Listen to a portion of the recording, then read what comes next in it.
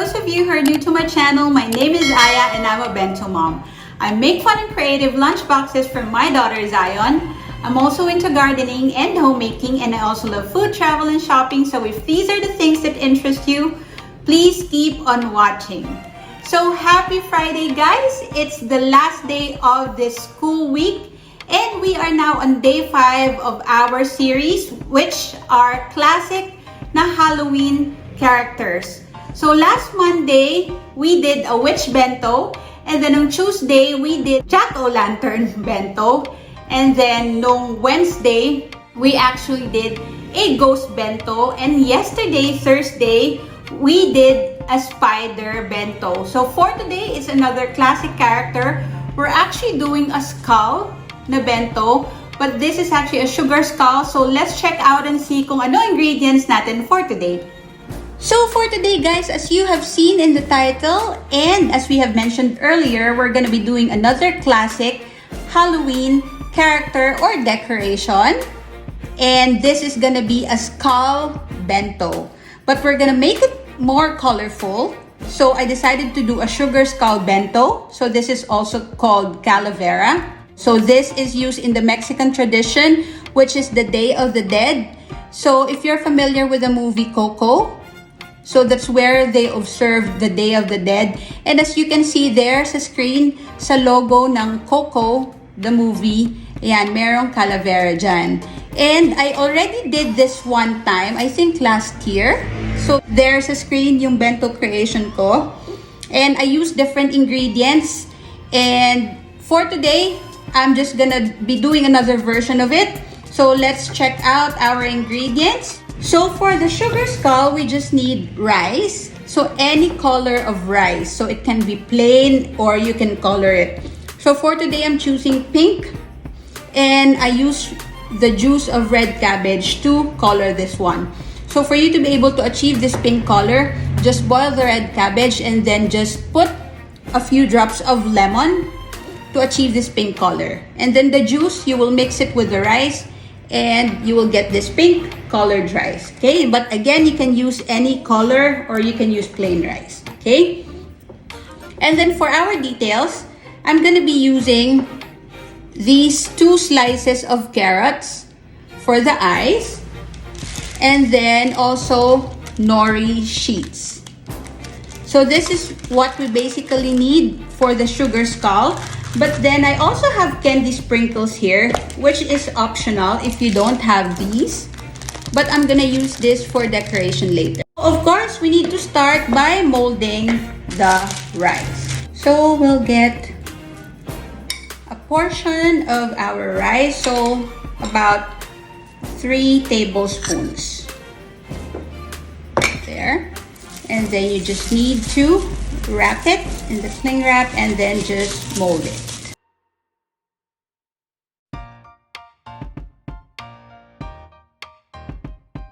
Make sure that it's wide enough para malapad siya. Yan. And then basically the shape that you want to create is like this, the shape of the skull. It also looks like a light bulb, right? And then the next thing that we need to do is to cut our details using nori. So we just need to get a portion of our nori for the eyes, the nose, and the mouth. Okay? So let's fold our nori. So we'll cut the eyes. Right? So we just need 2 circle shapes for the eyes. And then we need to also cut a heart shape for the nose. We also need to cut a curved line for the mouth and then a few straight lines. Okay? So this is what you need to cut from the nori. 2 circle shapes, 1 curved line, 1 small heart shape, and 5 small straight lines. So we can now put this one sa ating onigiri or molded rice. Okay, so I'll just put them here. So we'll set aside our nori.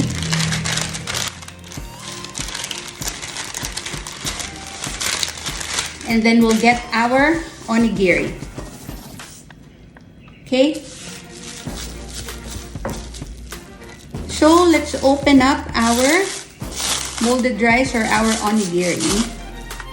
And then so what we want to do is to put the carrots, but before we put this one, we have a food cutter here. So it's a flower shape. But if you don't have a cutter, you can cut yung size ng carrots using scissors and cut this one into a flower. So, para lang siyang curved lines na ganito sa sides. But, it's very handy if you have a food cutter. So, what we need to do is just press it against the carrot. There. To create the shape that we want, which is the flower shape. And then we'll do the same for the other one. So if you're starting your bento journey, it's nice to invest in tools like this. Okay, so we now have 2 slices of carrots that are flower shaped. So we just need to put them here. Then the next thing that we want to put is the nose. So we get the heart shape. And then just put it here.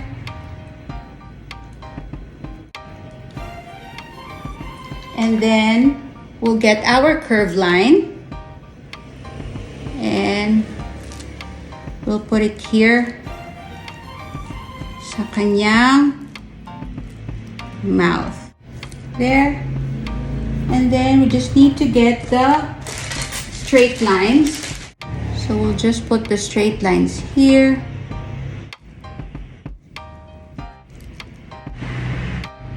And then you need to get the 2 circle shapes na kinat natin and then just put it here on top of the carrots. There. So this is our calavera.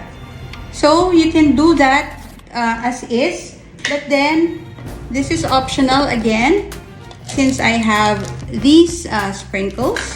So we'll just put some sprinkles here to decorate our calavera. I have here the candy sprinkles, and then we'll just use it here to decorate our calavera.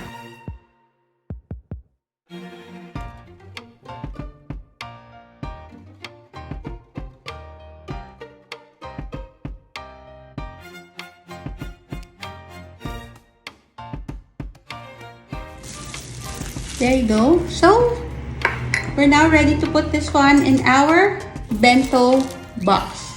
So we'll just set it aside and then we'll get our lunchbox.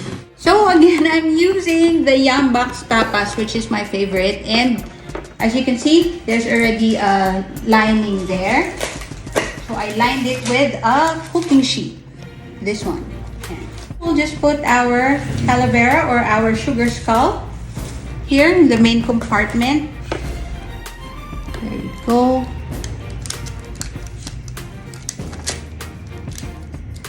There. For our side dishes, we have lumpiang Shanghai. So I'm using silicone cups here. There. So I'll just put the lumpiang Shanghai here. So again, when you're preparing baon for your kids or your family, please always make sure to wash your hands. There. Because the sauce is actually Zion's favorite, I'll just put it here in the middle. There. And then here we'll put our yogurt. There. Strawberry. So there you go. And then we'll just top it with cereals. And then we just need our bento fix.